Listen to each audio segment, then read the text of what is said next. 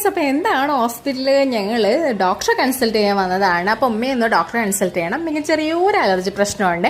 അപ്പോൾ ഡോക്ടറെ കാണിക്കാൻ വേണ്ടി വന്നതാണ്. പിന്നെ നമ്മുടെ ദിക്രുവിനെ വെക്കേഷനിൽ നമ്മൾ സ്പീച്ച് തെറാപ്പിയും കൂടി ചേർത്തണമെന്ന് വിചാരിച്ച് വന്നതാണ് കേട്ടോ. അതിന് മുമ്പ് ട്രീറ്റ്മെൻറ്റ് എടുത്തിട്ടുണ്ടായിരുന്നു, അതിൻ്റെ ഭാഗമായിട്ട് വന്നതാണ് കേട്ടോ.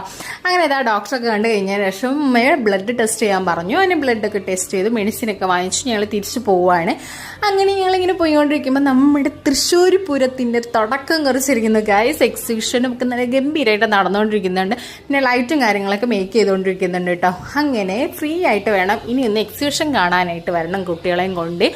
അങ്ങനെ എല്ലാം നമ്മുടെ അമ്പലങ്ങളും എല്ലാം റോഡ് സൈഡും ഒക്കെ എക്സിബിഷനും എല്ലാം നമ്മുടെ തൃശ്ശൂർ പൂരത്തിന് വെയിറ്റ് ചെയ്തുകൊണ്ടിരിക്കുകയാണ്. സോ നന്നായിട്ടൊന്ന് ത്രില്ലടിച്ചിട്ടുണ്ട് കുട്ടികൾക്ക് എല്ലാവർക്കും.